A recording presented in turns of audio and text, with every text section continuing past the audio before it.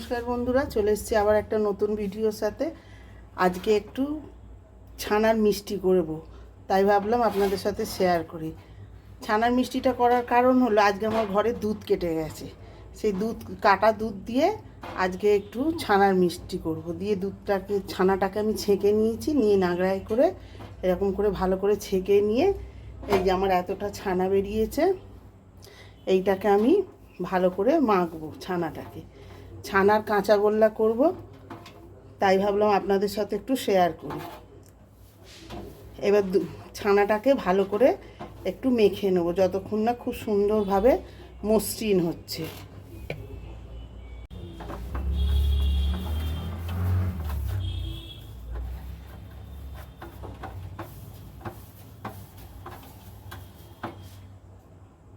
এই বন্ধুরা, আমার এখানে ছানাটা মাখা হয়ে গেছে।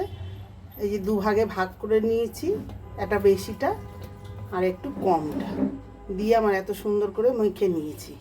এবার এদিকে কড়াতে গ্যাসে কড়া বসিয়ে দিয়েছি। এর মধ্যে 1 কাপ দুধ দেবো।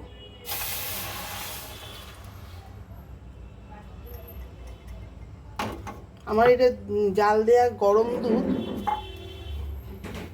তাই জন্যে বেশিক্ষণ আর করবো না, এটা এমনিতেই ফুটে গেছে দুধটা।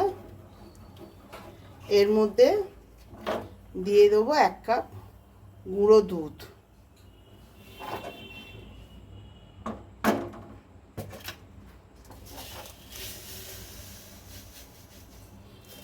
তার সাথে দেবো 1 কাপ চিনি দিয়ে ভালো করে এইটাকে মাখাবো। খানিকক্ষণ ফুটিয়ে নিয়ে একটু ঘন হয়ে আসার পর তারপরে ছানাটাকে দেবো মিশিয়ে। এই দেখুন দুধটা আমার কতটা ঘন হয়ে গেছে জাল দিতে দিতে। এইবার এই দুধের মধ্যে এই ছানার এটা দিয়ে দেবো, দিয়ে ভালো করে এটাকে মিশিয়ে মাখা মাখা করে নেব। যখন একদম ড্রাই হয়ে যাবে তখনই নামাবো।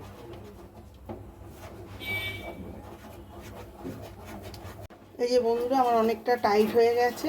এবার ময়দার ডেলার মতন একটা তৈরি হয়ে যাচ্ছে। এই সময় আমি আরেকটু যে ছানাটা রেখেছিলাম সেই ছানাটা এর উপরে দিয়ে দেবো।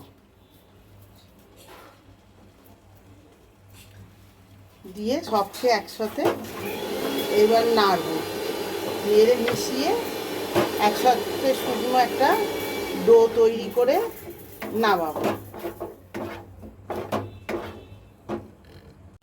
এই আমার এটা অনেকটাই একদম টেনে গেছে, আর একটুখানি হলেই নাবিয়ে নেবো। এই সময় আমি একটু দেবো ছোট এলাচের গুঁড়ো, যাতে গন্ধটা খুব ভালো আসে।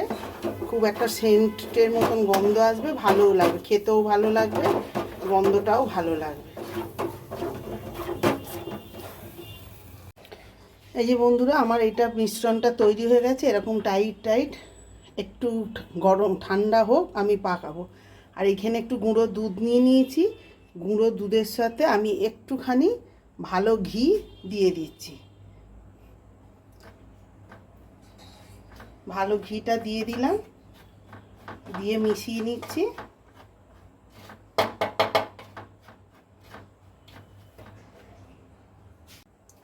এই যে এবার আমি এরকম করে নিয়ে, আপনাদের যেরকম ইচ্ছা হবে ছোট বড় সাইজ করতে পারেন। এইটা এরকম করে নিয়ে এবার গুঁড়ো দুধের মধ্যে একটু গড়িয়ে দেবো। এতে দেখতেও ভালো লাগবে, খেতেও ভালো লাগবে, আরও টেস্টি লাগবে।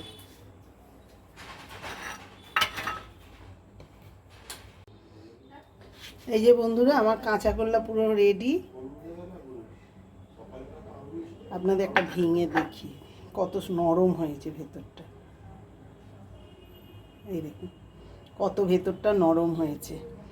তাহলে আপনারাও বাড়িতে বানাবেন এরকম দুধ দিয়ে। আর আমার ভিডিওটা কেমন লাগলো অবশ্যই কমেন্টে জানাবেন, লাইক করবেন, শেয়ার করবেন। আগের ভিডিও নিয়ে হাজির হব, ততক্ষণের জন্য টাটা।